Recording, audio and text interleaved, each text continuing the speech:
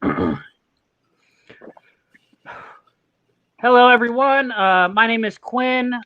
This is my MMA betting podcast. You can find me on Twitter at Orthodox993. Slight lineup change tonight. Marathon MMA couldn't make it last minute, and MMA knockout bets couldn't make it as well. So we got Shawn Orr in here with us today. How you doing, Shawn? Doing well. Thanks for having me. Good. You can find him on Twitter at Shawn Orr. And then we got John Stargarian in here, club and sub host. You can find him on Twitter at MMA Fox. How you doing, John? Yeah, great. Thanks for having me on, Quinn. I'm pumped to get into this. Hell yeah. So we got like an hour to get this done. So let's just jump right into it. The first fight of the night that we have is Johnny Munoz taking on Jamie Simmons. I'll start. So I have 2 units on Johnny Munoz in a parlay with Gagne for at minus 134. Pretty much, I really like Munoz's game, and I didn't really recognize him when I was before I was taping him, but the guy has a pretty solid advantage on the mat here. He's a BJJ black belt. He is a Brazilian Jiu-Jitsu world champion, and it shows. He's reliable to come forward and shoot takedowns. He has a very good double leg takedown. He's got a very good single leg. He'll switch to the high crotch. He has good inside and outside trips in the clinch. And when he gets on top of you, he's very, very good at pressure passing. He's very, very good at passing the guard. He throws good ground and pound to open up his subs. He has a very, very good back take. I was just really, really impressed with him on tape. You know, he came in on his last fight on short notice and did really, really well there. I think he runs through Simmons here. I don't think Simmons is UFC level at all. You know, I know he fought Giga in his UFC debut, which, you know, Giga's obviously better than we anticipated. But yeah, I think this is a really, really good fight here for Munoz, and I think you can play him inside the distance here if you want to. I think you could play him by sub. But ultimately, I decided to put him in a parlay because I think you could cap him at minus 350, minus 360 here. So that's my take. Shawn, what do you think? Yeah, so I laid juice on Munoz. I played him straight. I think I played him around. I honestly think I played him around minus 250. I didn't even get a great line on it. To me, anybody who follows me knows that whenever there's a fight where there's an obvious mismatch, where somebody clearly isn't UFC caliber, I will unload the clip on the fight because I do feel like more often than not, you're going to win those spots. I was a little bit disappointed because I do feel like the books are a little bit cowardly with this fight. The props weren't really as good as, like, let's say, for instance, with like the Elkins fight a couple weeks ago, where it was just so obviously mispriced. But I did play a little bit of the money line, and just broad strokes here, I do think that Munoz is a way better grappler. I do think he's capable of subbing him off his back. I know, John, I saw you had some concerns about him being off of his back. I don't think Simmons is that great of a wrestler. I know he's D3, but it's not like Munoz sucks. So I think he'll largely decide where the fight takes place. Only concern I have would be that I'm not that impressed with Munoz's stand-up. I do think he plays length okay. And I do know he can implement his game over 5 because we've seen it before. So I don't have cardio issues, anything like that. But obviously with a guy like Simmons, who's wrestling base, has power, has knockouts on the record, there is always a possibility that he can KO Munoz. I just think it's pretty unlikely. I think it's worth laying the juice. Yeah. John, what do you think? Yeah, it's kind of funny because, like, last night I kind of made the case for why I wasn't betting Munoz. And then, like, you know, I heard Ozzy talk about it today, and, like, I actually went back and looked at it a bit. And to be honest, like, I should say I have some non-buyer's regret here because I do think, you know, it was at minus 225 for a while. I actually think I might lay it as well. The reason being, like, the case I made last night, like you said, Shawn, it was basically I haven't really seen much Munoz on his back, and he plays guard a bit. But, like, the more I think about it, like, grappling is probably the lowest form of variance when it comes to MMA, period. You know, generally good grapplers beat okay grapplers at a very, very high clip.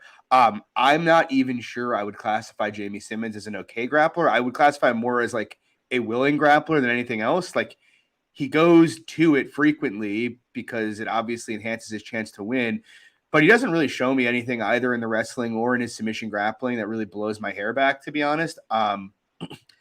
I guess he could nuke him on the feet, but I don't rate Simmons striking much. And I do give Munoz credit that while I don't think he's a good striker, he does a pretty good job of like keeping distance, just using kicks and stuff.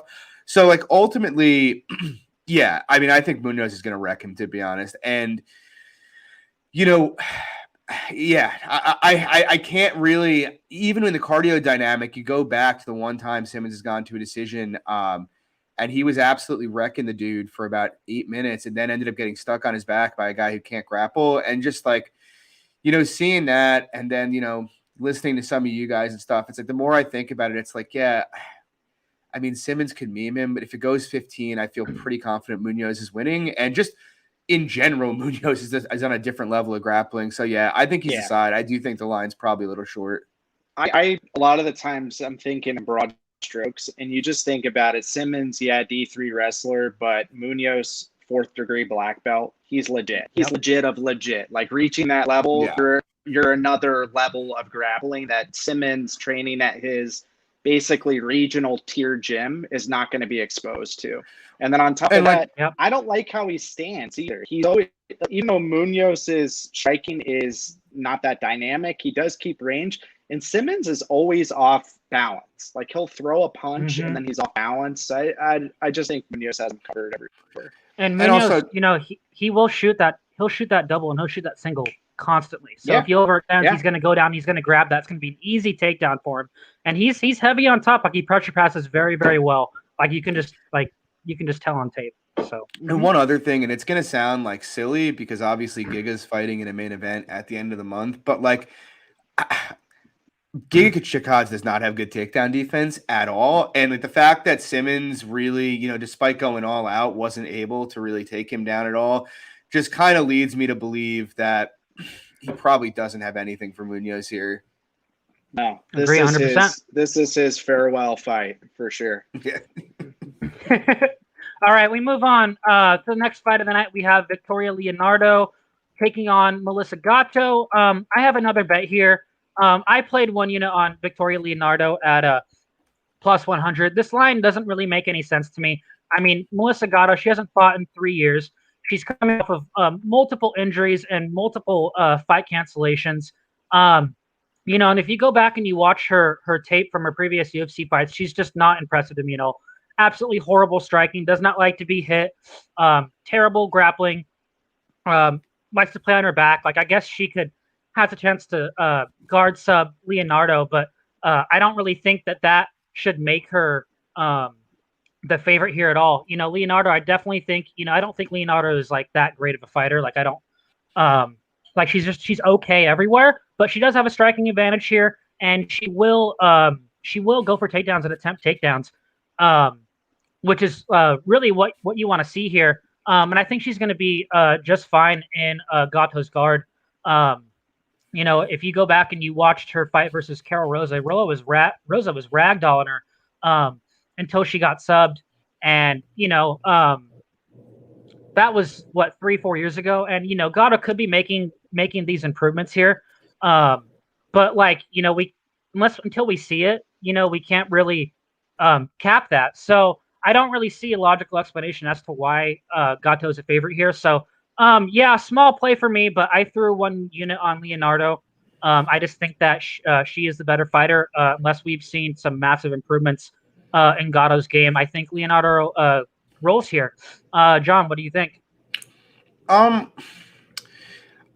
guess my view is playing Leonardo as a dog. I understand. Like if this fight was 6 months or a year after Gatto's last fight, I'd be very confident that Leonardo was going to smash her. Where it gets dicey for me is she has had a 3-year layoff and she is really young. And as a consequence of that, like I think Leonardo is awful. Like I don't hate her game for WMMA to bully people into the clinch, take them down, smash them on top. The problem is I don't think she's great at that, and she can't strike at all. And so while she's clearly far more tested than Gatto, and again, I do favor Leonardo here, to be clear. the amount of levels that Gato would need to level up to win this fight aren't that much. And so, look, with the data we have, yeah, I mean, Leonardo's clearly the side. If you're betting Gato, you're just doing it wrong, and you probably shouldn't be betting money on fights, to be honest. But again, it's just like, if she's leveled up in those 3 years, she could very easily look like a favorite. And so it's not someplace that I want to put my money. Yeah, so I think kind of to piggyback on John, I think there is a little bit of a concern. I know, Quinn, you said you played one unit. So I do think it's like the perfect fight where if you're going to play you can only play Leonardo. If you're playing Gato, you have to be her manager and know something, because from what we've seen, like, she's basically a guard sub player. Leonardo is more or less the type of girl that would beat the shit out of another girl for talking to her man in a parking lot. She's kind of a bulldozer of a woman, you know? So you know that if she gets you on the ground and she can escape subs, she's going to beat the fucking shit out of this girl. Mm-hmm. I mean, we saw what she did Hackett. So she fucked Hackett up. She fucked Hackett up. So I do think if Gato proves to be similar level to what we've seen, I actually wouldn't be surprised to see Leonardo actually finish her here. I just do think, like John said, there's so many unknowns. You've got a younger fighter. You have her coming off of PEDs. When there's women that come off of PEDs, that shit doesn't go away. We've seen Cyborg. We've seen Limosh. That stuff doesn't go away. It's a little bit different than with the men. So we'll see what she looks like. I think small play is justified. I might do it if she creeps back into plus money. But right now I have nothing on it. You know, and you also, you have to look at their strength of schedule. Like, Gato really didn't face anyone of any significance until she fought Carol Rosa. Her old opponents are 1-0, 5-4, 1-0, 2-1, and 0-1. Yeah, she's Brazilian regional scene. Yeah, exactly. Classic. So exactly. And at least Leonardo, she's fought Erin Blanchfield twice. She's got her UFC view out of the way. So you gotta take that into consideration too. Leonardo, she might not be the most skilled, but she's definitely can fight. So Gato better be ready. I feel like she's going to be playing guard. She's going to be eating punches, a lot of punches, I feel like. Agree. All right, we move on here. Next up, we got Miles Johns versus Anderson Dos Santos. Shawn, what do you got here? So when it was Apex, I was in Vegas, and I laid on ADS. I think I got plus like 150 or 160. I backed off of it with this fight. I was holding plus 170 on the money line. But for me, fuck you, Mason. So ADS he's fine. He's a solid action fighter. He's going to create a good fight here with Miles Johns, who I find to be kind of a boring fighter, truthfully. I think Miles Johns' win over Natividad should have been overturned. He clearly grabbed the glove and uppercutted him in the face. I don't know why Natividad's manager didn't go after overturning that fight. So I just think maybe the market's rating his power a bit too much when we haven't really seen that outside of an illegal glove grab where he literally yanked someone into his uppercut. So I'm not really sure how to rate Miles Johns at this point. He's pretty low volume. I do feel like his boxing is becoming more and more crisp. I do think his jab is becoming more and more sharp. I don't like how he goes backwards and forwards. However, like, he fights linearly. He doesn't really fight laterally at all. But, I mean, you're dealing with ADS. The guy has his chin up in the air. He basically wings punches. There's not much technique to it. But if he does push forward, if he is able to out-volume Johns, and if he is able to get some cage pushing situations, because who is that Canadian guy who cage pushed Johns for a long – Cole Smith? Is that Cole Smith, yeah. Yeah. Mm-hmm, yeah. If he does that kind of a game plan, I do think ADS is live to squeak out a decision. I don't really have too much faith in ADS's jiu-jitsu game because I do think it's a guillotine-based jiu-jitsu game, so it's going to rely on John shooting in on him. So, yeah, I don't hate the play. I think if ADS jumps up to, like, plus 200-ish or something, I'll probably play it. But right now I just feel like there are better spots on the card, so I'm passing. Oh, I do have one play actually on ADS no scorecards plus 125. John, what do you think? Yeah, again, like I'm kind of like Shawn. I had a bet on ADS when it was in the Apex. To be honest, I still haven't. I might play him still. The big cage scares me a decent amount, and like, don't get me wrong. I don't think Johns is some elite stick and move fighter, but he did it a bit against Kevin Natividad, and like, even though it was nothing really impressive or nothing interesting that he was really showing him, I think he can probably do that to ADS. Like, ADS is not going to cut angles at all, and he's going to come straight forward, like Shawn said, with his chin up. And so the jab's going to be there all day. Now, do I trust Johns to not get into any big exchanges throughout the course of a fight? No. But I felt a lot more confident that ADS was going to be able to force exchanges whenever he wanted in Apex, as opposed to here, where I'm not as confident in that. But that said, and like I don't know why I feel this way. I don't know if it's Contenders fight plus the Cole Smith fight and him looking gassed. Plus, obviously, the Batista fight, that was a flying knee. But, like, I get the feeling that Johns is pretty fragile and, like, pretty prone to collapsing. Yes. Like, I just, yeah, I have this feeling. And plus, anybody who goes and shells up on the fence is somebody, when someone's throwing at them, scares the shit out of me. And, like, it's just so easy for me to envision ADS cornering him and just hurting him there and subbing him. I mean, fuck, ADS can be finished, but the guy fucking submitted Ricky Simone. He hurt him and subbed him too. It's kind of, and Ricky is obviously a lot better than Miles Johns is. Look, I think Johns has more, obviously he's more athletic. Obviously he has more skill striking and he's the better wrestler. But you're talking about a kind of fight where I agree with Shawn. I kind of think Johns' power is dramatically overrated. And if he doesn't have a lot of finishing upside, well, he's not particularly high volume. And ADS is going to bite the mouthpiece and come for him. So you're looking at a fight that's likely to have pretty thin margins, even if they're somewhat decisive for Johns. But in that kind of fight, a couple big moments can tilt the fight to ADS. And I also just think in general, ADS has a lot higher finishing upside here than Johns does. So look, I think it's ADS or pass. I haven't decided if I wanted to play him, but the line's a lot better than what I got last time. So I might have to be honest.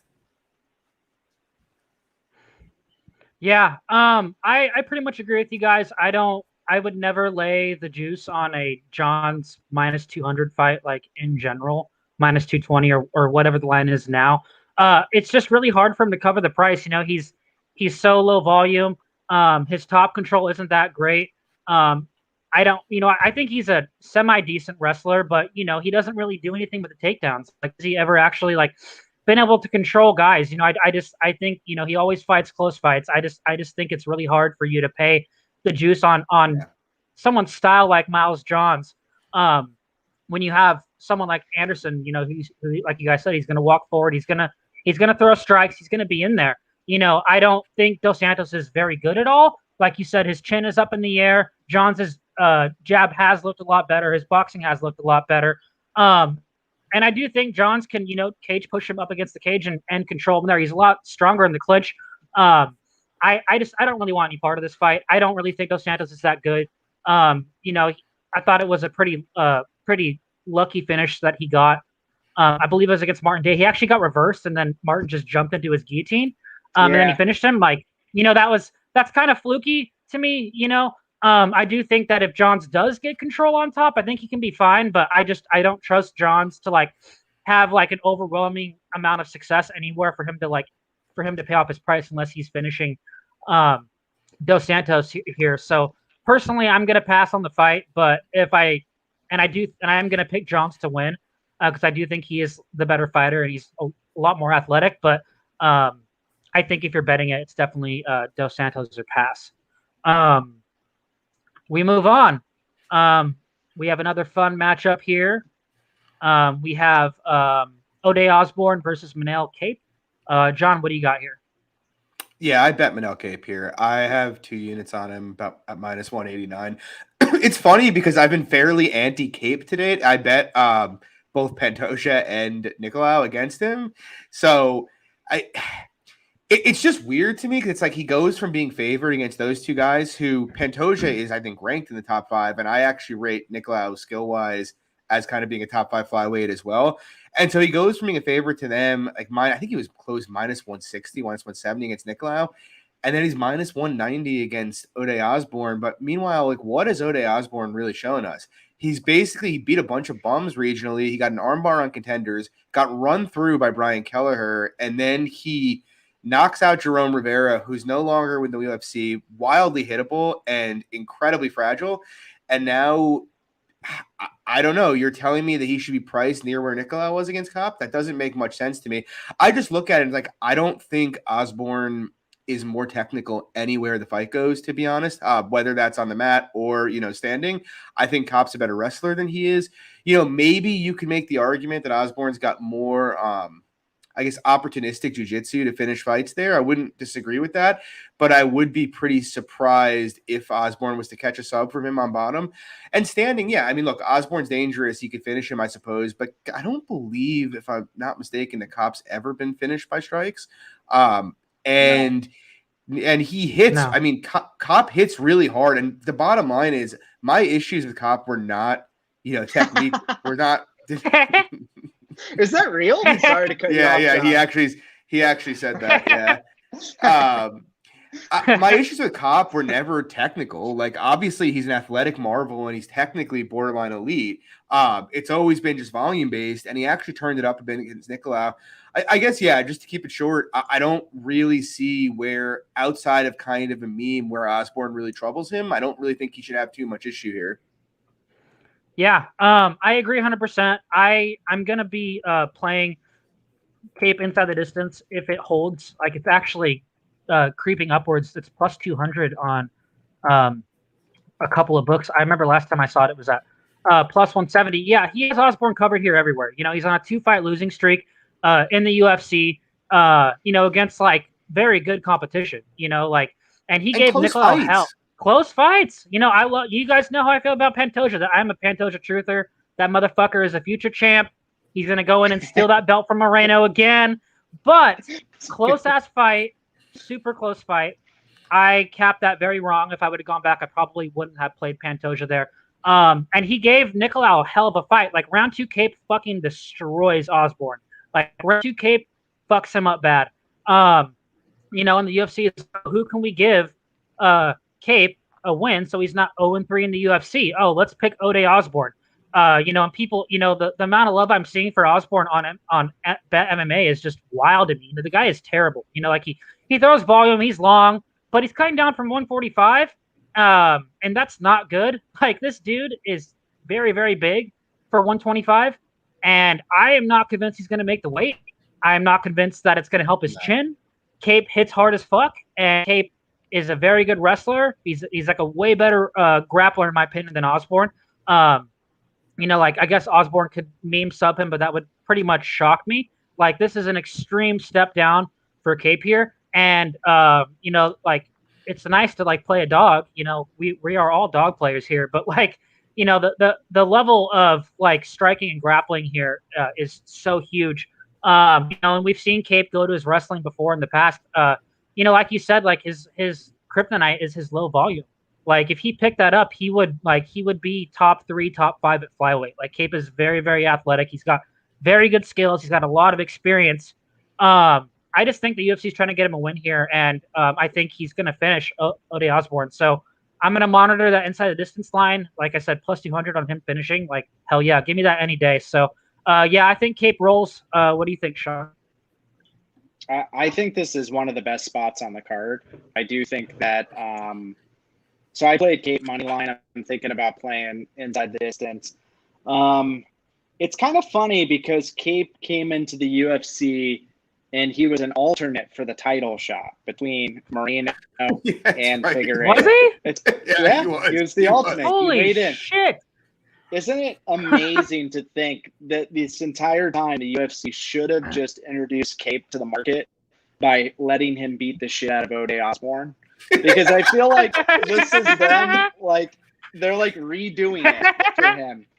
And I've seen it, on MMA Twitter, and you guys all know that when MMA Twitter is on a side, I mean, John loves it. I mean, look at Grootsmacher. Look at Grootsmacher. Grootsmacher. Last week. The goat. John fucking loves this shit. But like with this one, it's funny because usually people are playing Juice, and I'm on the opposite. You guys are on the opposite side. I'm looking at this, and I don't know what people are seeing in Osborne because Osborne's finishes are meme, like you guys said. I think Cape has the better hands. Well, I know you guys both said low volume, but I don't even want to. I don't even want to classify it as low volume because we saw what he did in round 2. What Cape does is he waits. That's the problem. It's he has the looks and he just waits because he wants the perfect shots. But we know that if Cape just forces different looks, what was that? Till-esque.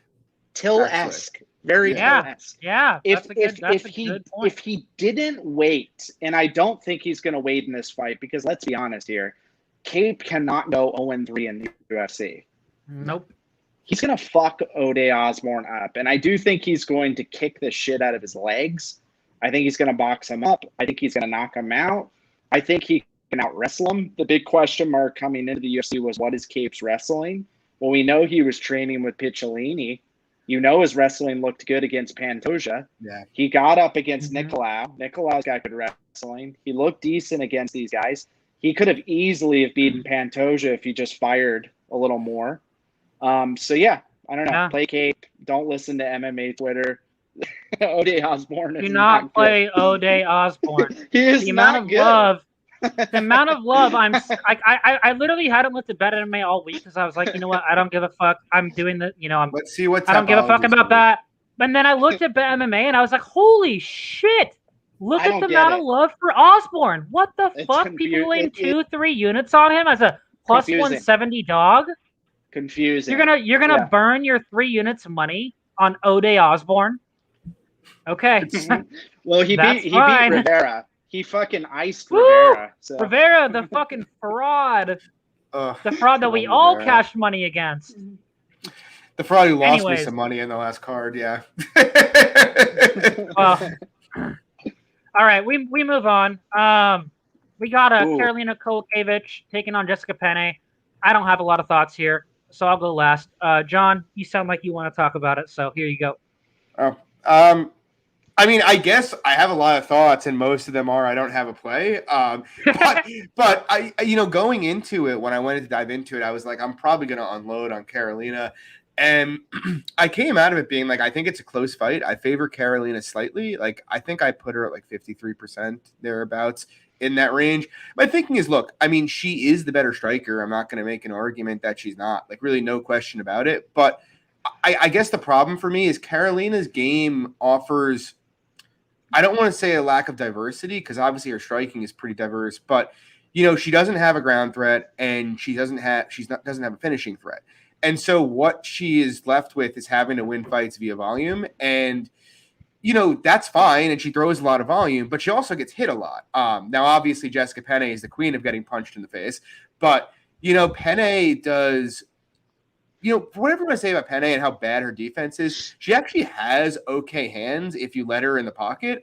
And she will bite the mouthpiece and go forward. And so, while I obviously favor Karolina on the feet, I do think, while I would say round standing are going to be decisive, I think it's going to be close but decisive towards Karolina because Karolina is not really likely to hurt her.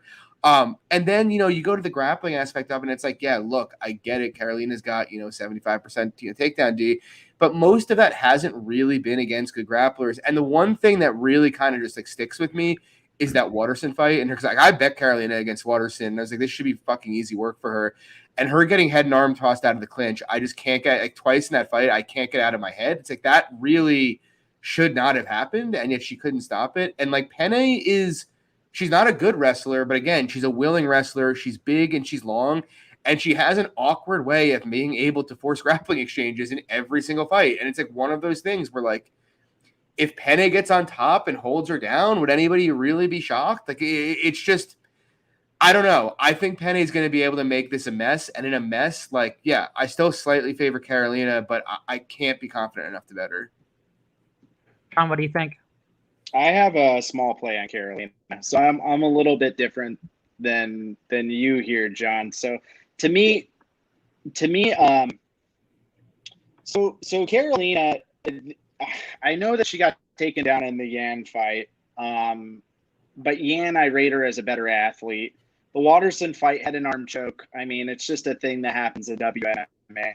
I think Penne, the way that she engages in the grappling is to clinch, and I do think for all of Carolina's faults, I do like her elbow game in a clinch. I think she's pretty good at making it dirty in the clinch, and roughing girls up. I noticed she was training with Joanna for this fight. So I'm assuming there's going to be a little bit of intensity to her training. I know she was kind of a head case near the end of her last run. So I'm hoping that the time off cleared the cobwebs a little bit. I don't rate Penne's wrestling very highly at all, but more importantly, I don't rate her athleticism very high at all. I mean, Godinez was literally tossing her in the apex like a medicine ball. She was literally chucking her on the ground. So to me, sure, Penne could force that clinch. She could get that grapevine behind her and create that awkward back take position. But I do think she's going to be eating a shitload of elbows if that's the way she wants to play it. And I do think actually the Carolina stand-up is better. I would rate it like 65% edge. I would say it's 65-35. So I think the fight is largely going to be a Carolina brawl. And I do think that optics-wise, it's going to look good for her. Carolina pushes forward too. You said Penny pushes forward, but that's kind of what Carolina does too. So I think the girl that's able to push forward the most, we know it's Texas Judges. And I'm going to go ahead and say I think Carolina is going to be the one pushing forward the most. I have a small play at -125, and I think it's justified, but can't go crazy. It's a very small play. Yeah, if regarding this matchup, if you're going to play either side, it should be a small play. Like John said, this is a really close fight. You know, Carolina, she just retired. I don't know why she's coming back. She's lost 6 out of her last 8 fights. Exactly, for money. You know, she's like where is she at in her career? You know what I mean? Like, she hasn't looked good, in my opinion, since around 2016. Like, and you want, in my opinion, you want to put your money on a fighter like that who's a favorite. Like, that's just recipe for disaster for me here. Penne, I've never been a fan of Penne. I don't know why she's still in the UFC. I don't have many more thoughts to say on it. I just think it's a complete pass. I really don't know how the fight's going to go. Yeah, it's just a dumb fight. Like, why did they I don't know. I don't know why they even booked this fight. So yeah, I was hoping Carolina would retire and I wouldn't have to see her get her face punched in because I love her to death. But it is what it is. They need money. It's all good.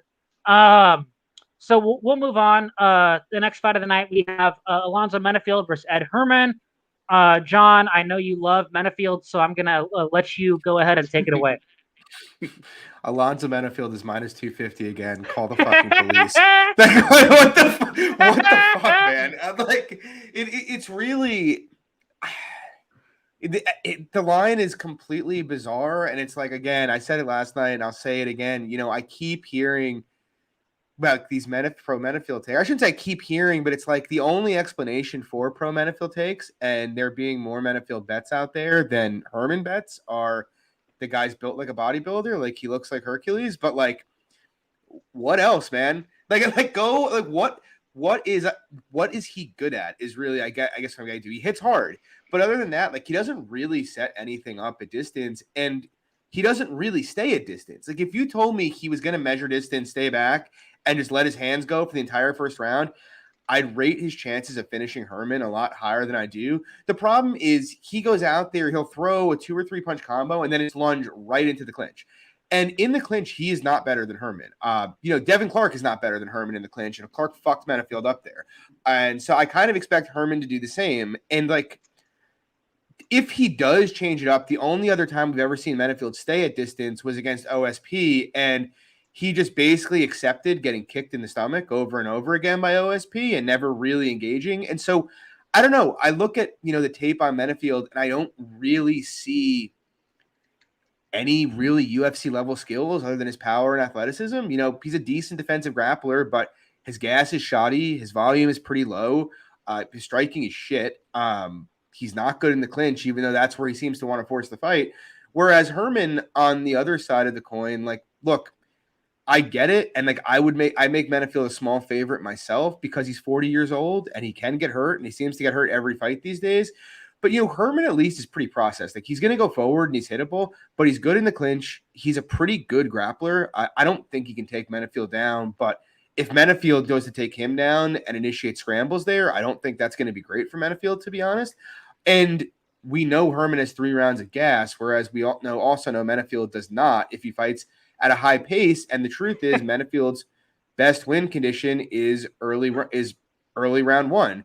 And so if he's going to maximize that win condition, he's going to fight at a high pace early. If he's not going to fight at a high pace, then Herman probably looks like a favorite here.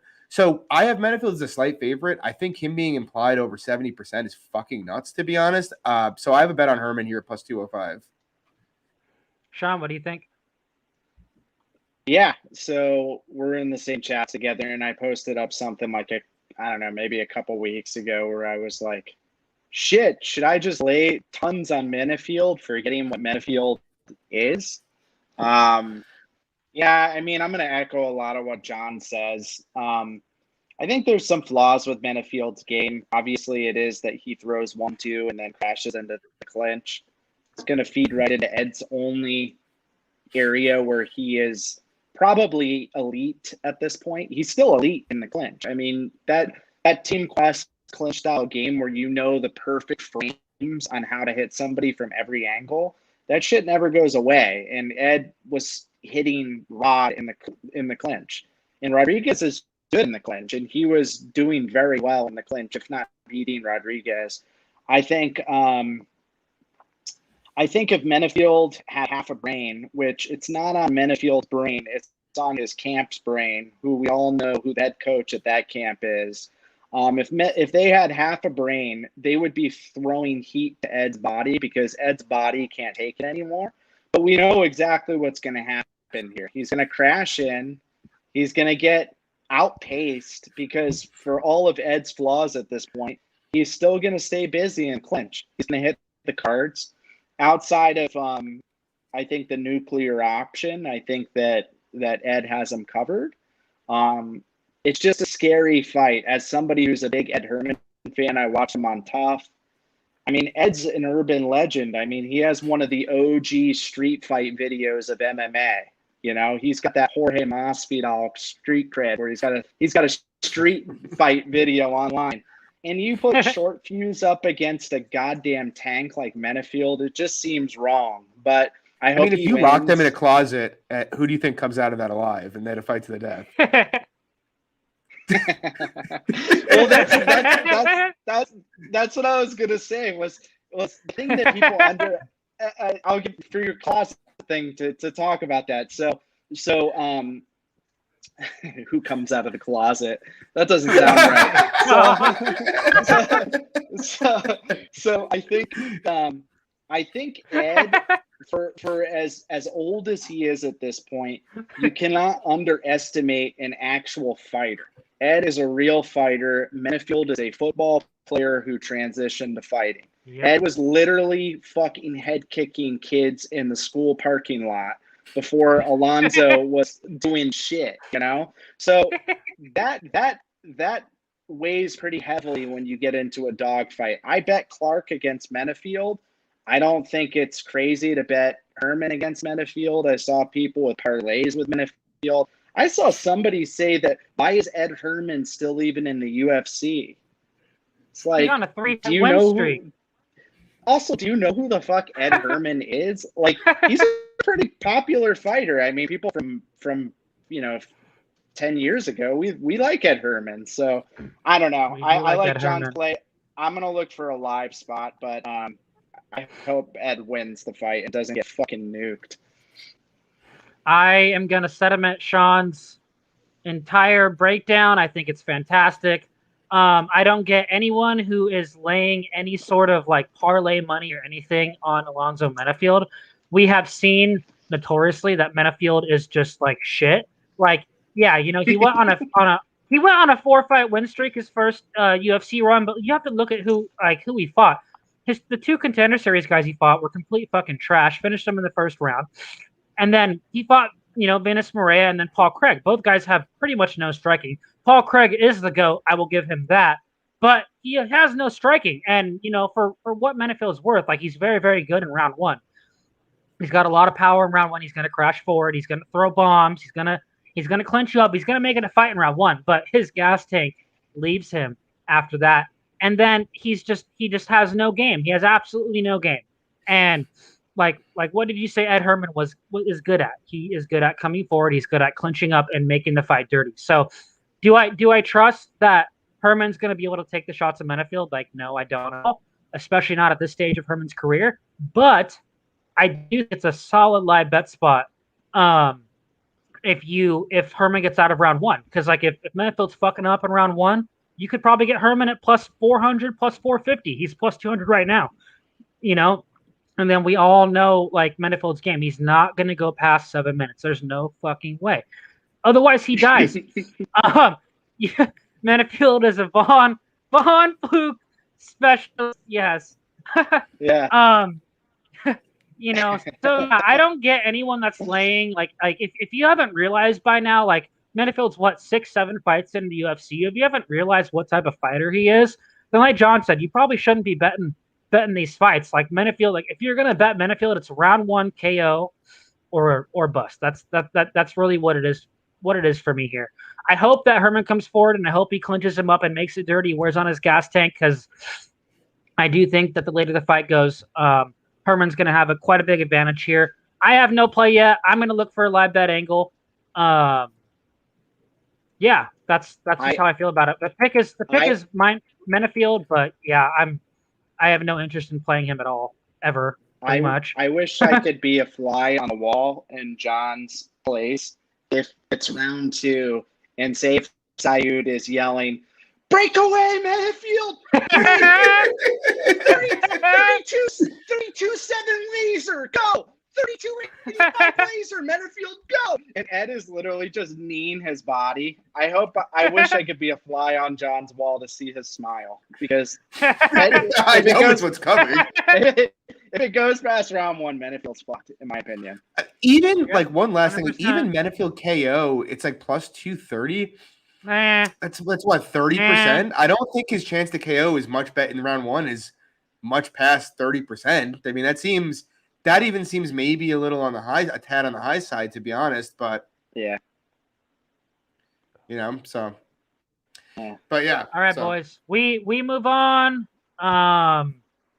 Ooh. The next fight we got up, it's a good one. We got Vince Morales taking on Jacob Rodriguez. I will start with you, Sean. What do you think about this fight? Ooh, Dracolini is my favorite nickname. That's just a funny ass nickname. I do think it was funny because a lot of people said his boxing was good. Last fight we bet Zahabi against him, and to give Dracolini some credit, I do think his stand-up looked tight and okay in that matchup until he got trapped by Zahabi. Basically, Zahabi moved back and forth laterally like 2 times and just bombed him with I think it was a left cross. So it's a spot where I just think Morales, I'm going to keep it short. I think Morales is a better boxer than him. I got him at plus money. I scooped up plus 120 on the money line for Morales. I think the calf kicks are a real concern. I know that there's been a lot of talk about that. But you got a Contender Series guy versus a guy who's been in there with legit UFC competition, and a guy who's probably very serious. So I'm just going to ride with the dog. I just think it's a math play based on the type of fight that this is. Tom, what do you think?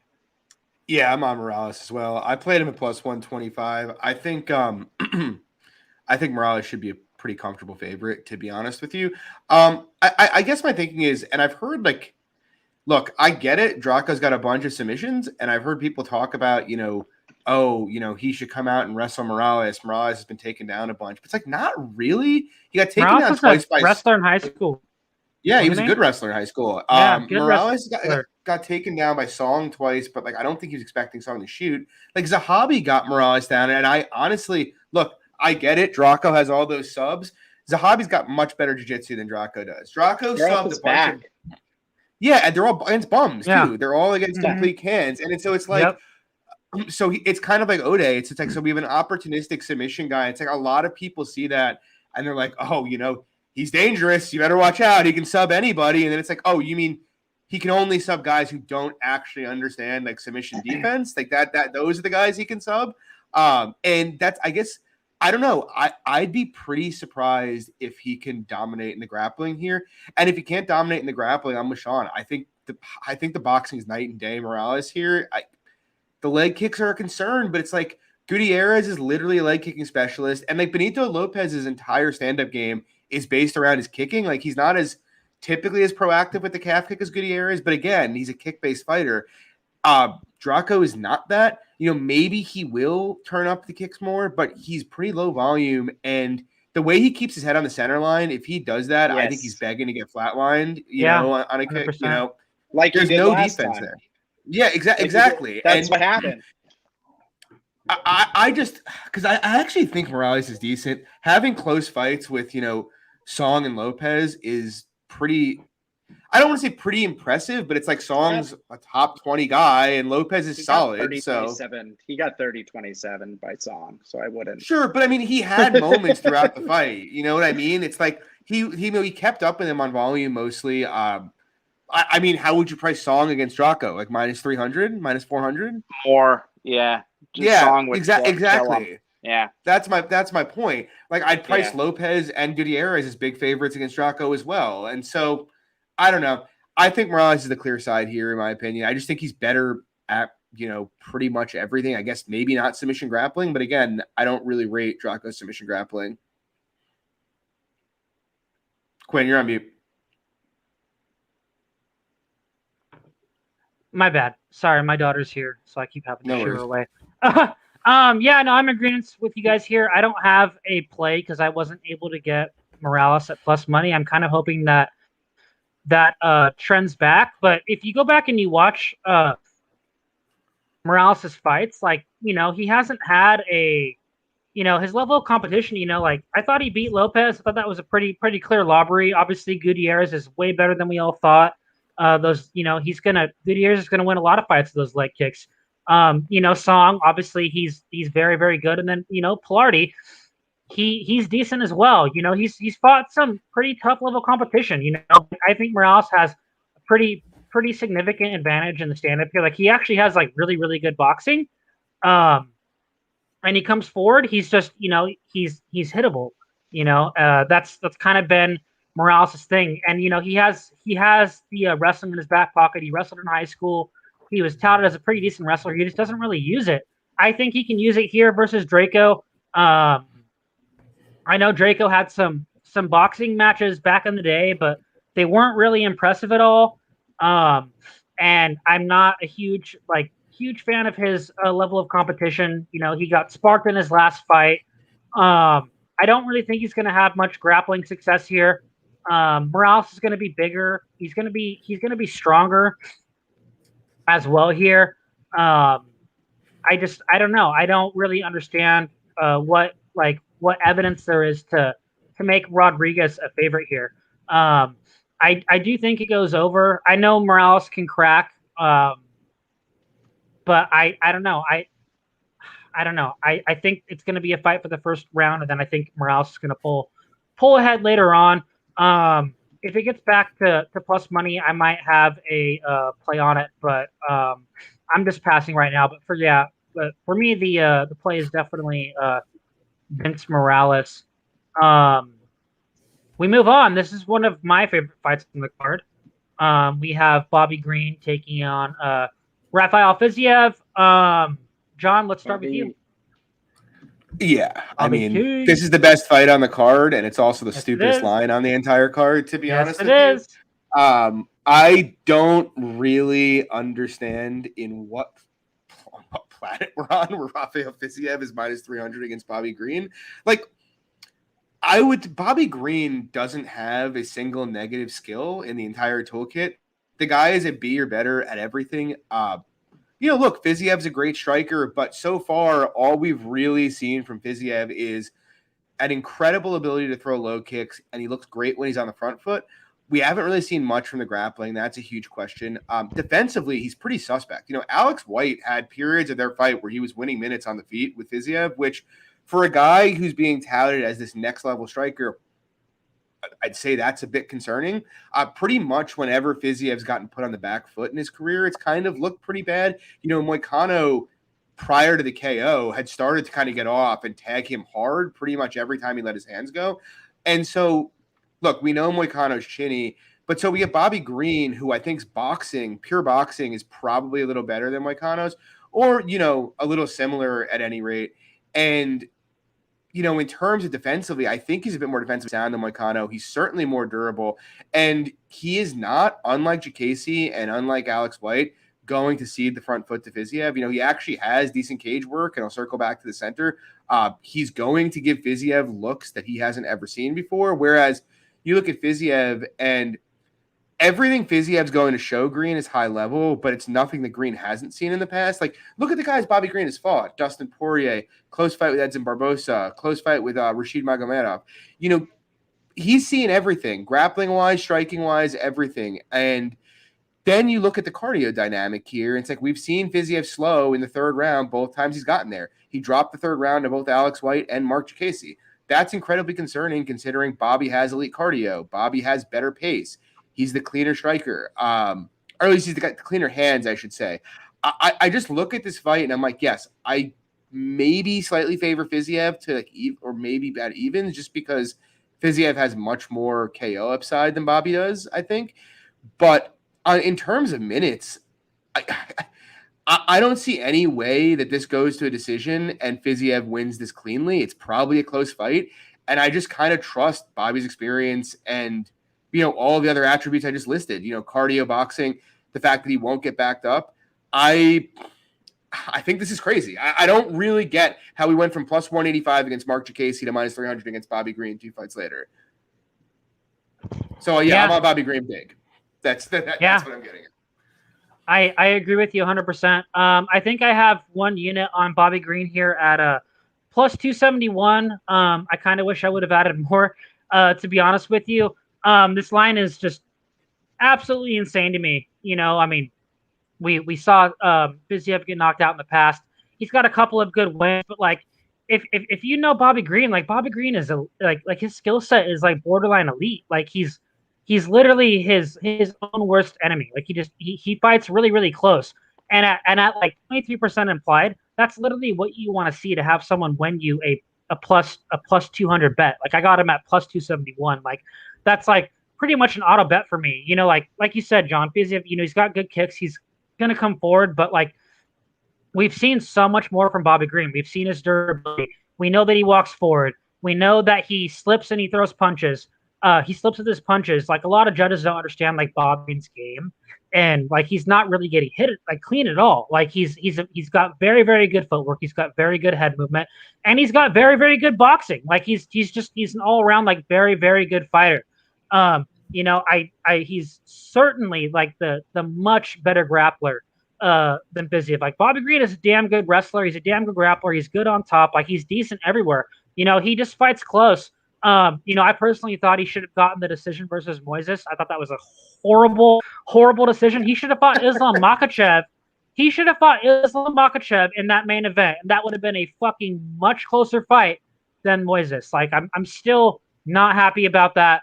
So you're telling me with everything that we know, you're getting Bobby Green at, I got him at plus 271, which is 23% implied, where we know it's going to be a close fight.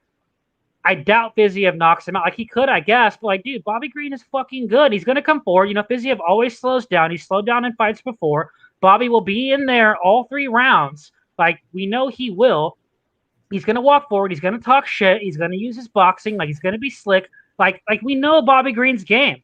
In my opinion, Bobby has all the skills to be top 10 in the UFC. He really does. It's just like I said, yeah. Was he? When was he? Yeah. When he fought Barboza, I think he was Was he 10?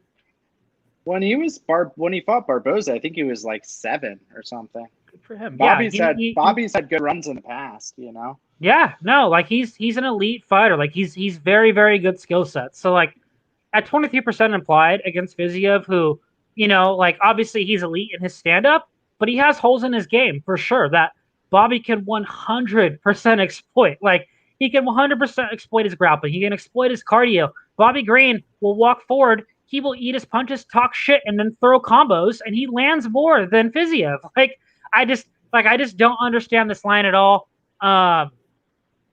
Yeah, I think Bobby Green wins a pretty close decision, and 23% implied. Yeah, I will 100% take that all day in a matchup where I think it should be a lot closer. Shawn, what do you think? Yeah, so if you're a Fiziev fan, you're gonna hate this podcast because I'm gonna have to grab both your guys' dicks and do the whole circle jerk right now. Because I grabbed Bobby at plus 300, so I laid a lot on Bobby at plus 300 because there was no fucking way the line was gonna stay this plus 300. So I'm going to be playing Bobby for free on some of it because I'm going to arb some out. But yeah, I mean, I'll just echo a lot of what you guys are saying. I think this is more or less a dream spot for people that are actually gamblers in this space because Fiziev has built up an unreasonable amount of equity. It's you would think Miles Johns has the most equity on this card, but then along comes Fiziev, who for whatever fucking reason is minus whatever versus Bobby Green. It makes no sense at all. Fiziev's game is to plant and throw, mid-range, close range. That's pretty much what he does. Bobby is not going to play that at all. Like, he's not going to stand in front of him like DeCasey, who I played Fiziev against him. He's not going to do it like Alex White. He's not going to like Moicano. We know Moicano's chinny, so it's not that surprising that Fiziev would get a KO on. It was part of his win condition, in my opinion.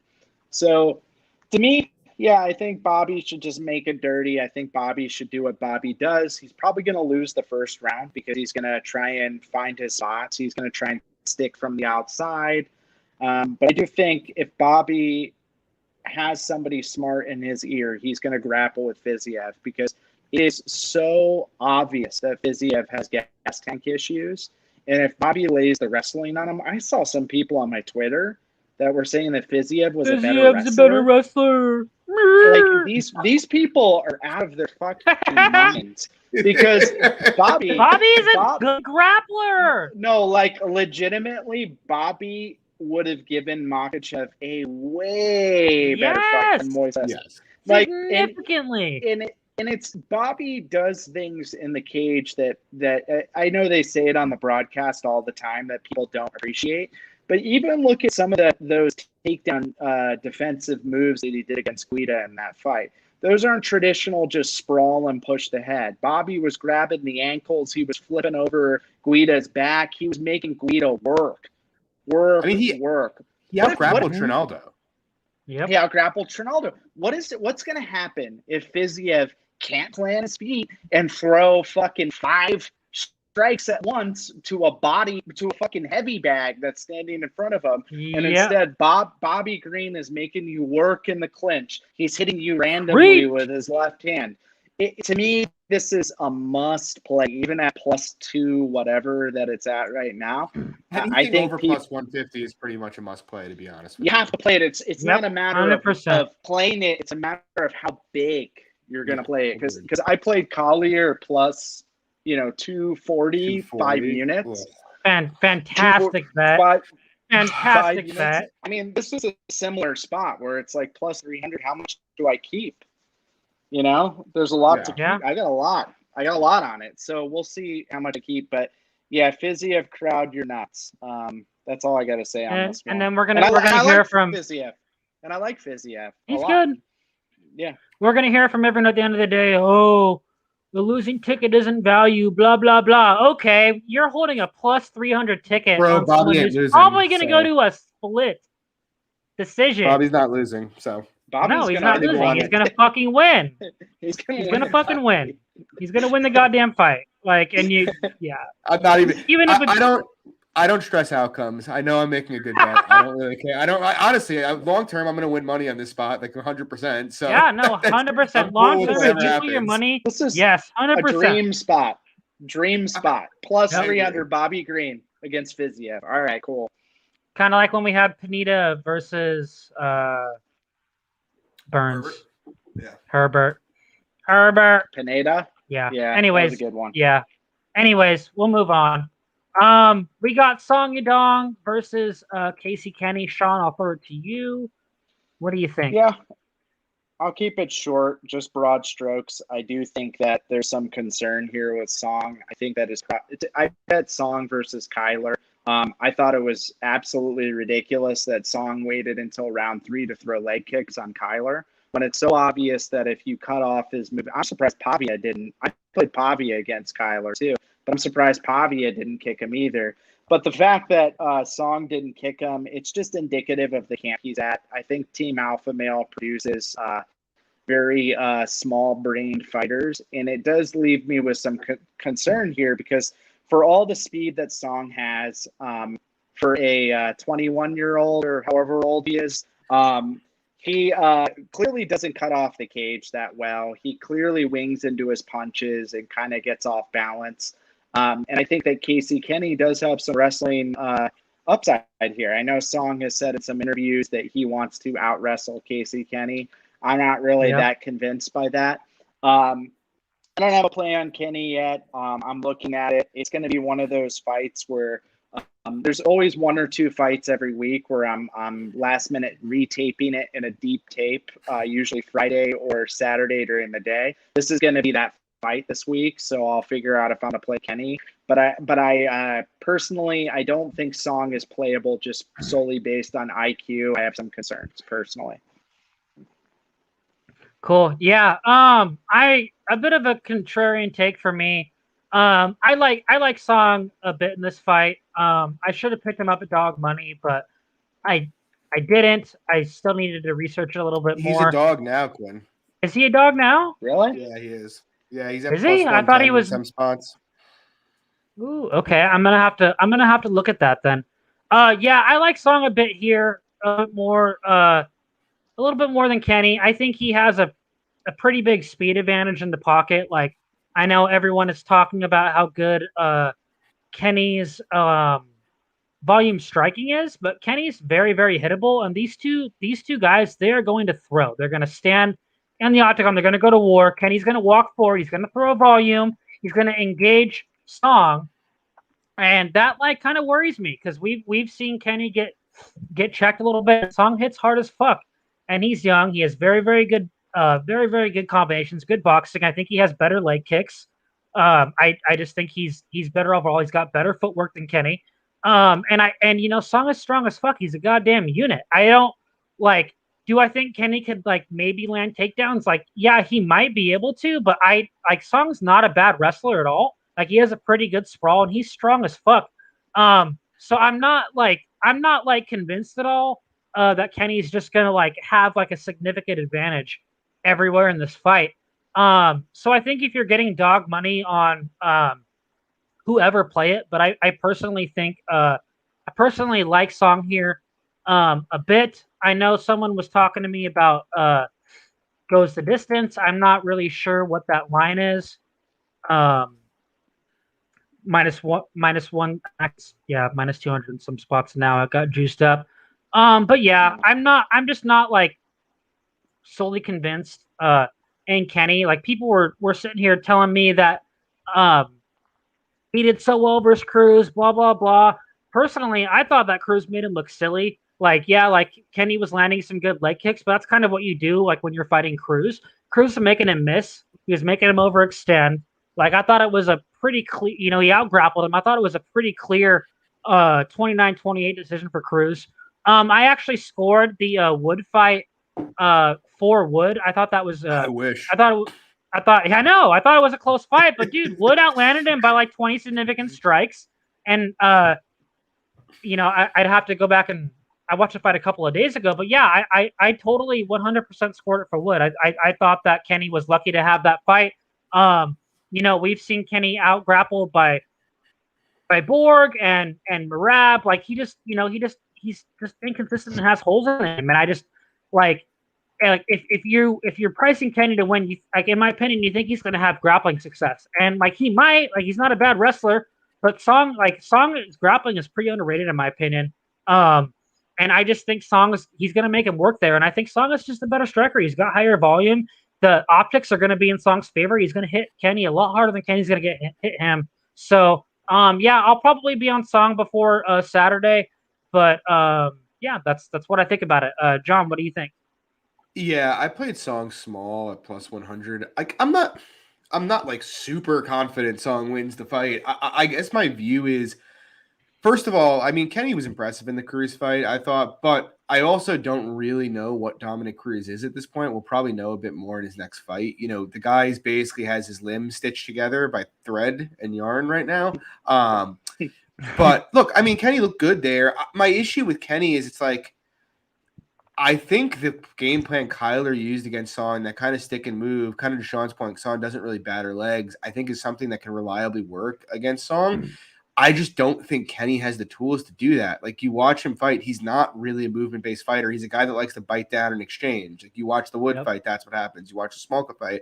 And so if that's the case, I expect them to exchange here. And in the pocket, while I think Kenny has the more diverse striking arsenal, I know Song can keep up in his volume. I think Song's got quicker hands and he hits a lot harder than he does. And so in a fight where I think volume's going to be similar, I think there's a big power chasm here. And like, yes, Kenny takedowns are concerned. He could hit takedowns here, but I'd be pretty surprised if he can control Song on the mat for any length of time. And even if he gets him down, Kenny's not going to throw like big ground and pound.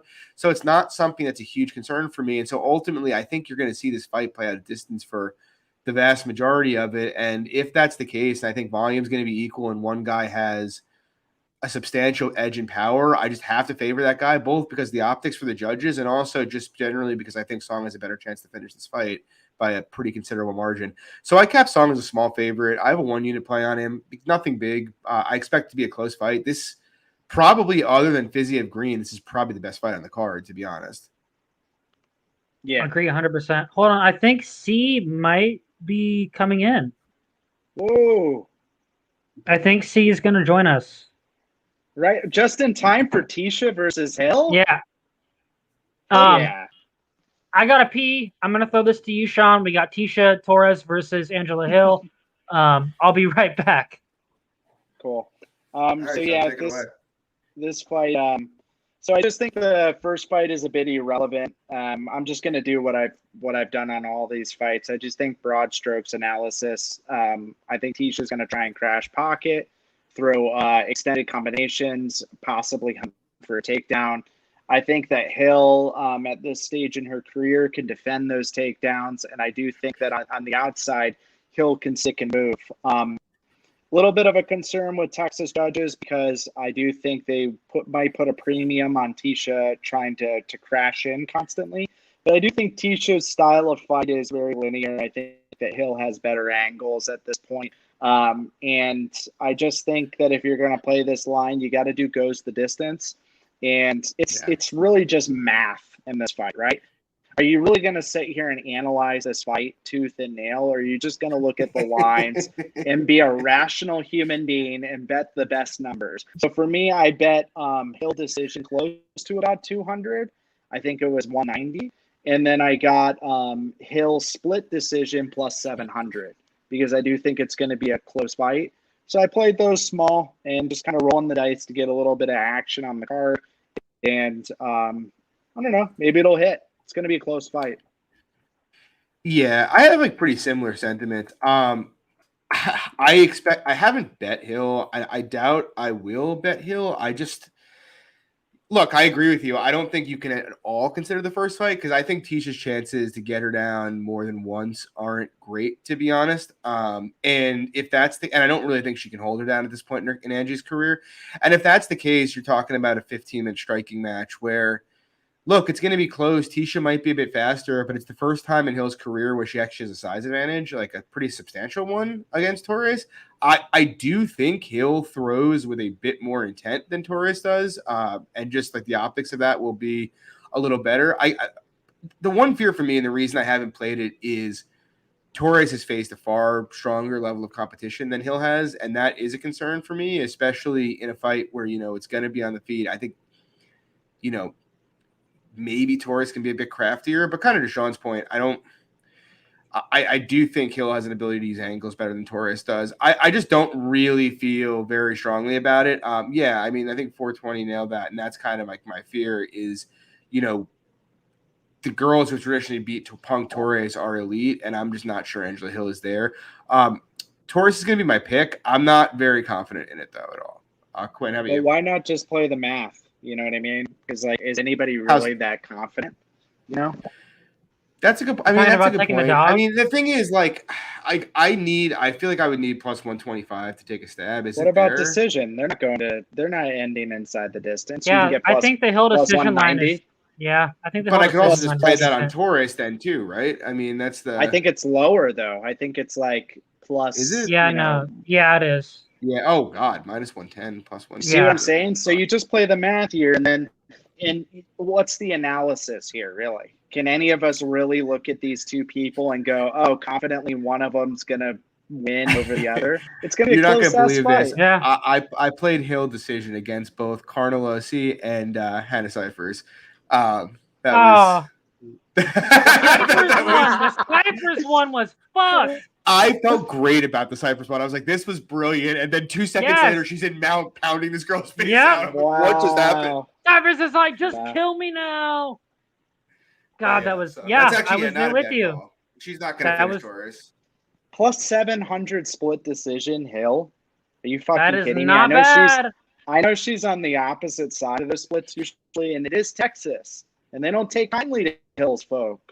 But I do think that plus 700 is pretty insane, in my opinion. Yeah. Yeah, I don't really disagree, to be honest. No, I don't disagree with you at all. I have a bet on this fight. This is my last parlay. I have fight goes the distance here. I think I got like minus 320 with Gone or Gain or however. I butcher all the names, so who gives a shit? I favor Tisha here. I personally think that she's looked the best that she's looked like in her career, her last 2 fights. I know the level of competition hasn't been that great, but she also looks like she's on a shit ton of EPO. No matter what she says, your body and your physique and your cardio, everything about your game does not change that drastically this late in your career, in my opinion. And Tisha looks like she's a goddamn tank. And I am not fully convinced. I'm not fully convinced that Hill's takedown defense is just so much improved that everyone has talked about. She's been taken down by pretty much in her last 4 fights, she's been taken down at least once, and she was taken down twice by Yoder. That's not a good look for me at all. And if you watch her off of her back, she's not that impressive off her back at all. She's not that good. While I don't rate Tisha's grappling that well, I do think that this new Tisha is on a different level. I do think that she's going to be able to keep up on the volume with Hill here. I just think Hill's gotten a lot of good matchups recently. She's been in a lot of close fights. She has this hype. She knows how to talk about herself. Blah blah blah. I don't know. I don't really have any other play on it. It's going to be a really, really close fight. I'm not endorsing betting Torres at the line. I think if you get her at evens, that's definitely a good spot to choose. I think Shawn is 100% right in his split decision props. What do you say? Plus 700? That's fucking crazy. Yep. That's literally fucking crazy. That's what's going to happen. One of them's going to win a split. One of them's going to win a split. And I was like, man, should I bet Torres by decision? Blah blah blah. I just personally think it's safer to parlay that goes the distance because I think it goes the distance a good amount of the time. So I parlayed that. I think that's a pretty good line. I think I got minus 140 something on it. I'm not trying to spend too much time on this fight. We move on. Where's C at? I thought he was coming. He's not coming on. Motherfucker. What a Yeah, tease. he's the biggest tease. um, he's the biggest tease. We move on. We have Chiesa versus Vicente Luque. I will start. I have one unit on Chiesa here at plus 100. I think he should be a slight favorite, like minus 130 at this stage in Chiesa's. No, actually, I think I got him at plus. No, I got him at plus 108. At this stage in his career, I think you could consider Chiesa pretty elite at what he does. Uh, his grappling and his control wrestling is absolutely fantastic. I think he's finally in his correct weight class. I think it's a shame that he is in the same weight class as Usman and Colby because they're just better at it than he is. But I think he is like top three in what he does, and you know what he's going to do. You know he's not going to he's going to evade the punches. He's going to come forward. He's going to land takedowns. He's going to grind you up against the cage. He's going to take you down. I love his work in the bench. I love how he controls the wrists. I love his takedowns. I love how he gets works towards the back. I think his grips are very elite. I think he has fantastic cardio. We just saw him go 5 rounds versus Magny. I believe John. I believe you and I know I had 3 units on him there at plus money, and I thought that was like an insane line. That was one of the most insane lines of the year in my opinion, and he dominated him over 5 rounds. You know, if you look at Luque, he's been controlled. He's been on the mat. He's been controlled up against the cage. And he hasn't faced anyone in years to the level of grappling of Chiesa. And if you watch like the grappling transitions that he has been in, he gives his back up every time to get up. That's literally how he gives up. That's how he gets up is to give his back. And Chiesa has a fantastic back take. He will stick on you. He will grab your wrist. You can't post. He will put in hooks. He will flatten you out. And Chiesa, Luque does that every single time. So I think Chiesa is going to stick on him like glue. I think he's going to work him on the mat. I think he's going to avoid the punches, and I don't think he's going to sub him. Luque is a pretty damn good defensive submission grappler. I know he's a black belt, but I definitely think that there's like levels to the control game here, and I think Chiesa is going to come out and get the win here. So at plus money, it was a pretty easy bet for me. Shawn, what do you think? Yeah, I think it's just a binary fight. I think Chiesa gets his game going, he wins. If he can't get his game going, he's going to get his ass kicked. Luque got taken down by Edwards. He got taken by Nico Price when he was getting punched. And he also got taken down by Randy Brown in round 2. Randy Brown. Luque can be taken down. Now, Chiesa's game, it's the type of game where I like it, but it also makes me nervous a little bit in this matchup. Like, Magny can't hurt Chiesa. The likelihood that he can hurt him is so low. Whereas Luque, let's say he scrambles up, or let's say he hits him with a combination of some kind, Chiesa will shy away because Chiesa isn't really the toughest of fighters that there is. I don't think he has that great a stand-up game.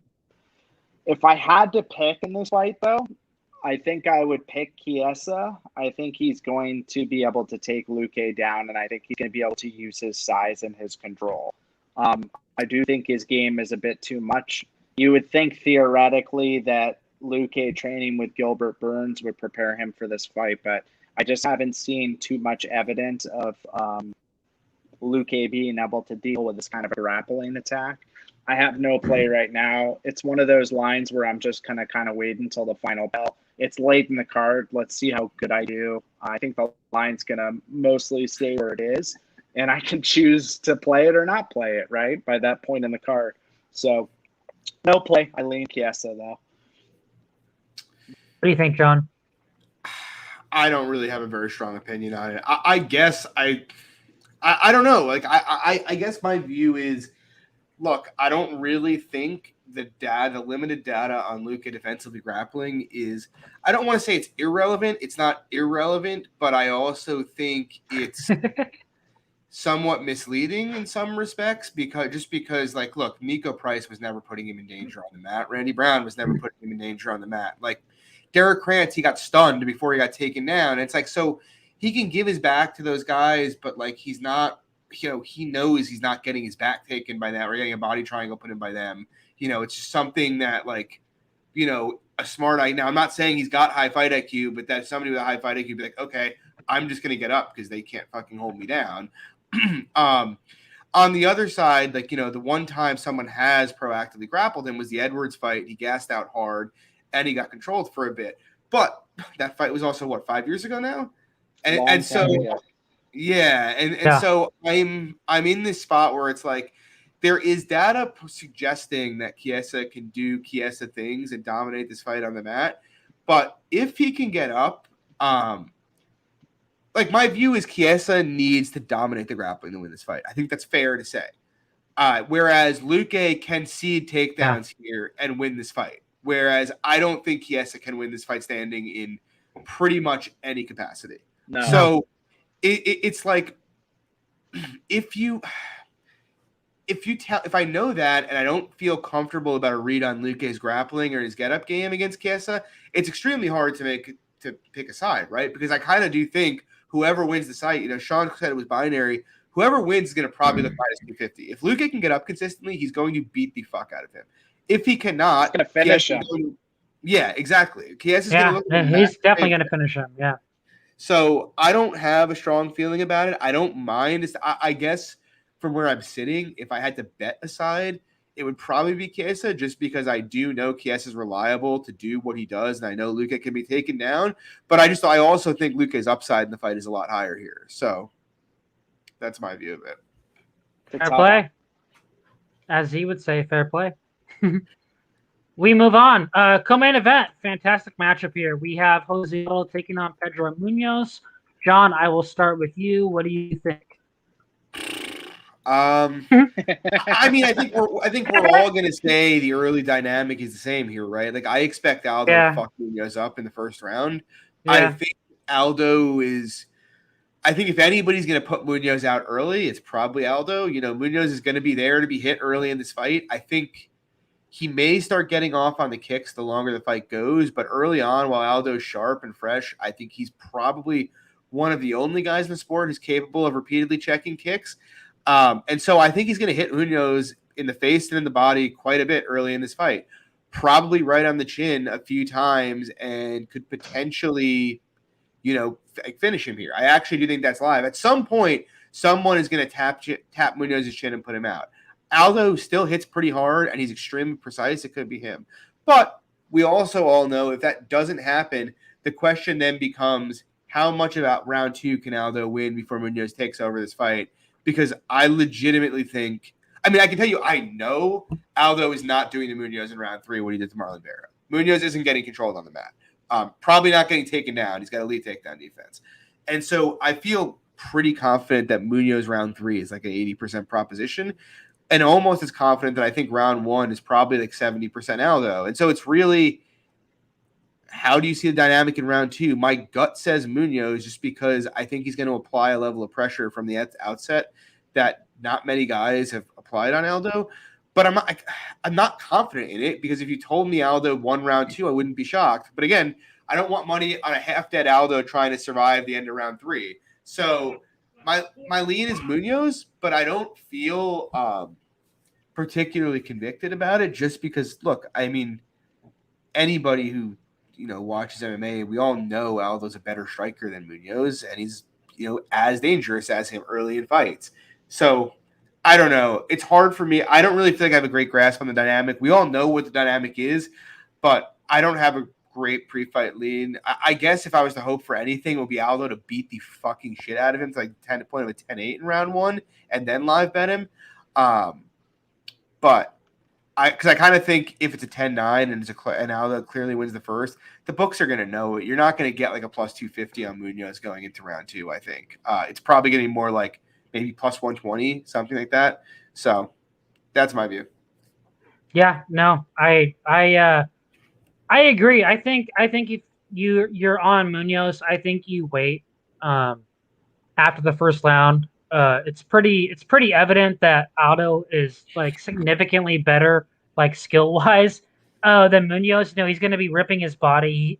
He's gonna. I hope he comes out and throws leg kicks. Like, you know, he's done that the last few fights, but you know, it took him dropping down to bantamweight and getting a title fight, and then fighting Vera. You know, in order for him to like start going back to like what he's been pretty elite at. Um, you know, I think if he works the body, if he throws leg kicks, he walks him down. I think he can compete on volume with Munoz the first couple of rounds. I think he can show him that there is like levels to this game. I don't think that he's going to really have much success taking Munoz down. It's just like, can Munoz survive after like what seven and a half, like 8 minutes in the fight, like if that, like even before that, like you know, like Aldo's gonna beat the fucking shit out of him for the first like, I guess I'll say round and a half. But like after that, like we've seen Aldo's gas take a bantamweight. It's not good.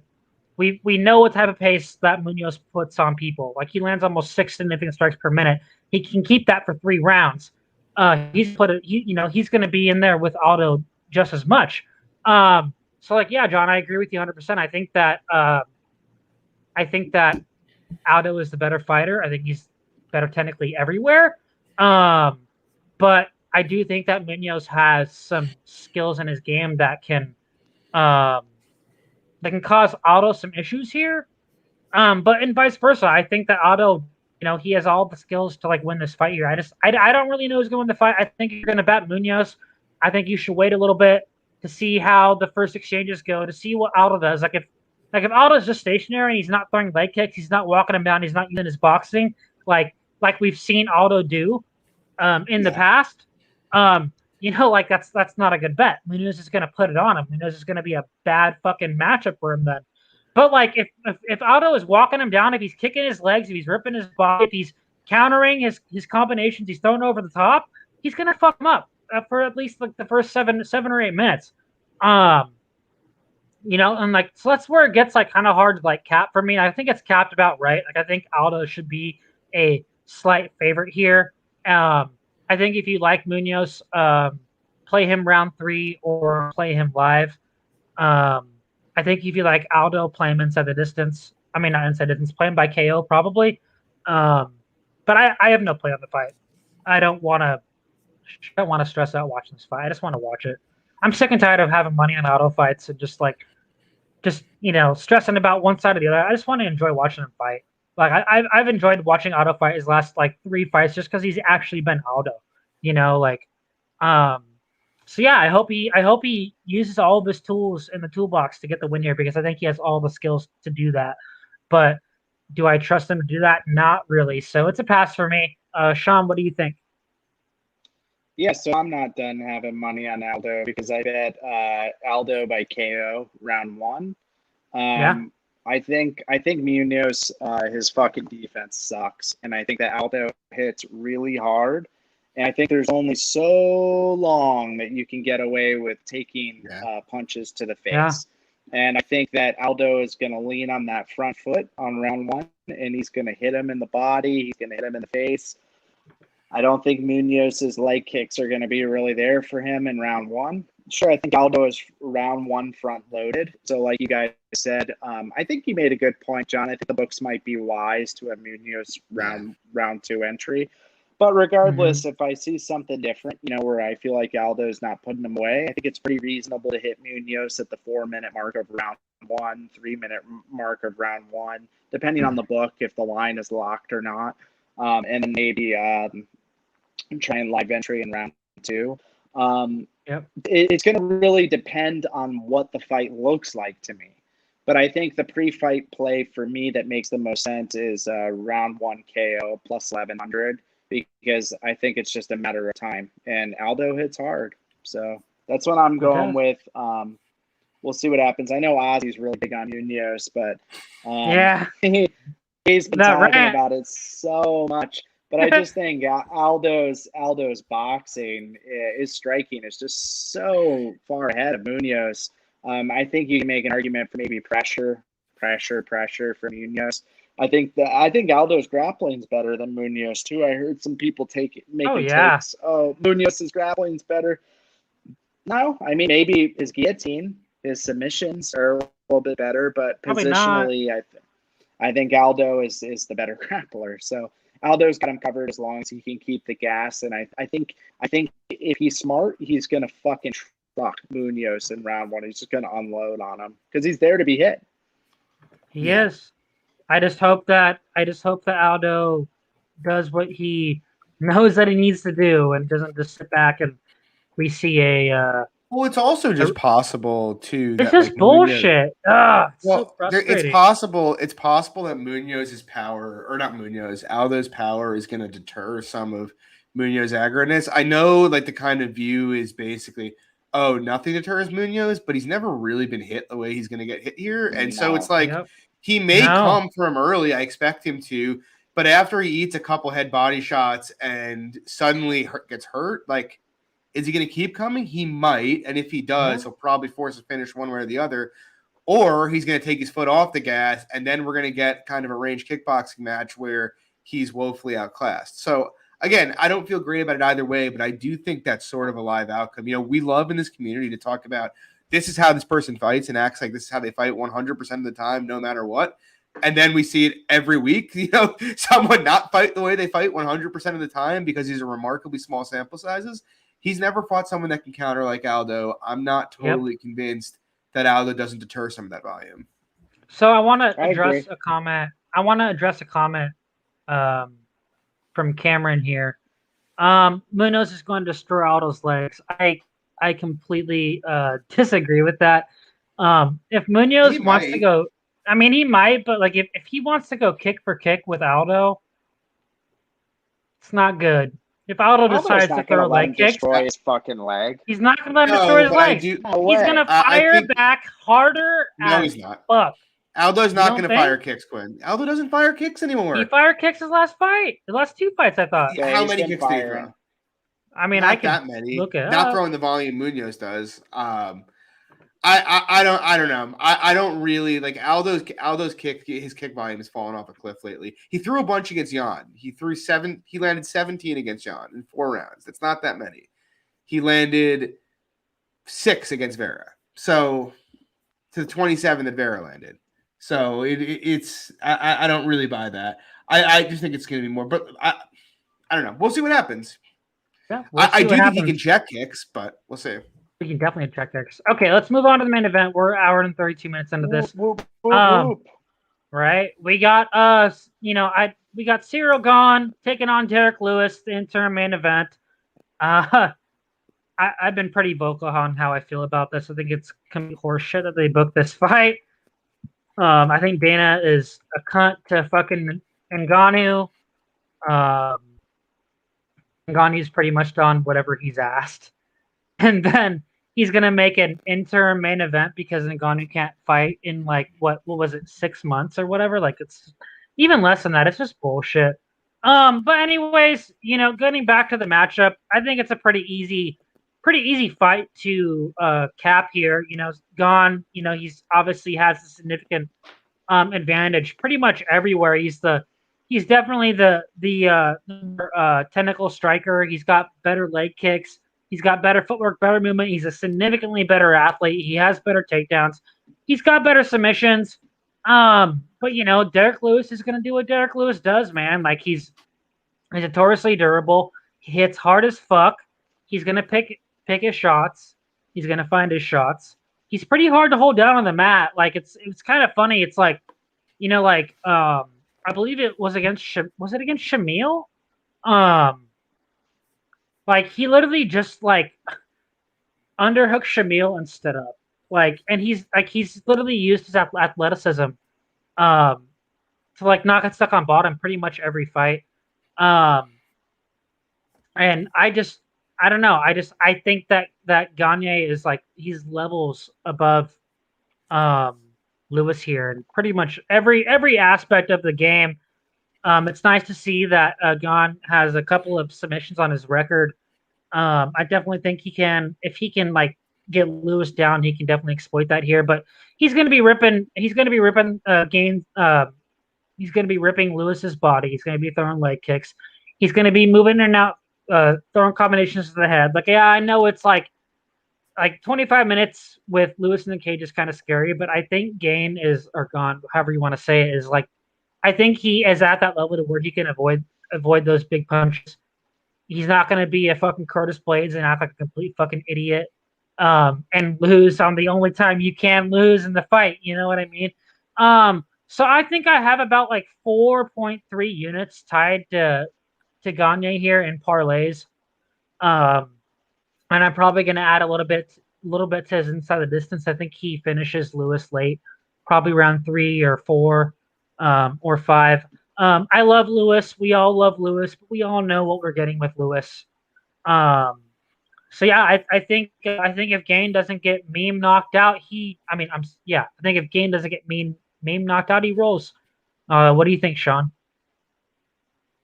Yeah, Gain's going to finish him with a body kick and finish him with strikes on the ground. That's my prediction. It's not a bold take. A lot of people have been saying it this week. We were saying it early in the week in our chat. Gain's entire game is based off of the body kick. You know, he's going to be slamming kicks on Lewis the entire fight. So not really a bold take. I played Gain Gone money line. I actually played him at minus 300. I put like 2 or 3 units on it. I played the under pretty heavy early on when it was like minus 150. So what was the under at? 2.5? 4.5. 4.5? Yeah. That's where it opened. Yeah, so I played that one pretty heavy because I feel like it just covers any kind of fuckery that Lewis can do. We all know Lewis can fucking knock anybody out. So I mean, I'm not going to sit here and go, oh, Gone is a lock of the week or whatever. I'm not going to do anything like that. But I mean, I honestly think that God, dude, I think that Lewis is going to get fucking clowned. And I think that it's going to be like Lewis has like a less than 10% chance of winning this fight. That's my personal take. I know that many in the past have been confident, i.e. myself, betting Blades against Lewis. But I think it's the same kind of dynamic, only this time you've got a guy who is so conservative. Gone is not going to get caught by this bullshit, in my opinion. I think it's very unlikely that he's going to get caught. So yeah, I played Gone. Not a bold take. What do you got, John? Yeah. I mean, I don't have a lot to add. I mean, I think we all know, as is the case in every Derek Lewis fight, that if you don't die, generally you win, unless you're Blagojevic or Ilir Latifi. The only thing I'll say is I do kind of think, you know, Lewis's chances of landing the KO are perpetually underrated, to be honest. I expect Gone to run through him with pretty minimal difficulty. But the reality is Lewis hits like a truck. You know, you can't get by with the lack of skill and the metrics that Lewis has unless you just have absolutely absurd power, which he does. Yeah. And the bottom line is, you know, I don't know. I'm not going to say, I don't think any portion of this fight will be dicey for Gone until it's not, or until he wins, you know. It's like one of those things, but like I do think, you know, it's reasonable to give Lewis a 20 to 25% chance to KO him, you know. Just Hell no. 25%. I'm telling you, man. Hell no. That's bro, so high, dude, he lands I don't know about 25. He lands knockdowns on 2.6% of his distance strikes. Okay, that is an absolutely fucking absurd rate. Of those knockdowns, he finishes on 86% of them. Now, I'm not betting him, but what I am saying is the footwork that Gunn has. Okay, but so what? So tell me, how does he keep winning fights? Please, we say this every time Derek Lewis fights, and he keeps winning fights. So tell me, you know, like this is my point. Please tell me how he's winning fights. How is he here? How is he in the interim title? Oh, he's 16-5 in the UFC. He has 21 UFC fights, and he's won over 75% of them. Mad respect. It makes no 25%. sense. But look, I'm not what I will say is if you have DraftKings Sportsbook, decision only line, which means the finish is no action, has gone at minus 650. That is the best value of the week. Lay it. That is the I laid it. Lay I laid that. about $1,000 on it. That is Woo! the I line don't of the have week that right buck. there.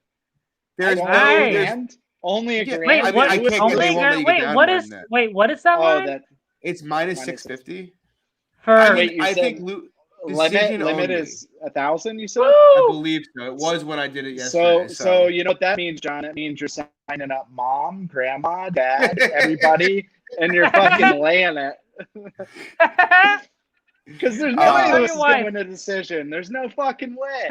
It's not I just possible. I mean, Do you want yeah. Lewis? Well, the thing is, because for him to win a decision, he has to have big moments, and if Lewis has more than one big moment, he's finishing the fight, right? Yeah, So- exactly, Yeah. 100%. Yeah. So I mean, that's So that's my thoughts. Gon should fuck him however he wants. Lewis to be honest, is gonna finish him. dude, I Or fucking Gon is. laid Blades. I was telling Gon Luke is, yeah. yesterday. I laid Blades fucking huge against So did I. against Lewis. I had like 3 units tracked and probably like 9 units total. Like considering all my action Damn. on it, I was like Yeah. sick to my fucking stomach after that happened. Yeah. So I literally was like, there is no chance Curtis Blades can lose this fight. It's like 10% tops. I mean, in the apex. you Well, also you have to heard- think Curtis Blades is a heard- fucking idiot sitting with him. I mean, you He's can. a fucking idiot. He's a fucking literally- idiot. You This guy literally is should dumb as just, shit. dude.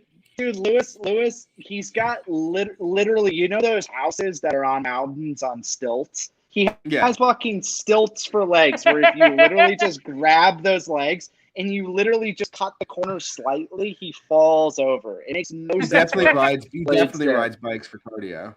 He does. rides bikes for cardio. He's on McGregor fast system for sure. But yeah, so Does that's Otto my ride? thought. Does Otto ride bikes for cardio, Sean? We don't talk about that because Aldo's the king of Rio. But probably. Probably. All right, guys, we're an hour and 41 minutes into it. They're probably sick and tired of us talking. This is UFC 265 Breakdown. My name is Quinn. You can find me on Twitter at Orthodox1993. I got Shawn Orr here. You can find him on Twitter at Shawn Orr. And I got John at John Stargarian. You can find him on Twitter at MMA Fox. Find him on Club and Sub Podcast every single Wednesday. The homies are on there as well. Teller Freitas. I hope you guys catch some bets and let's win some money this weekend. Thank you for coming out, boys. Peace. See ya. Peace.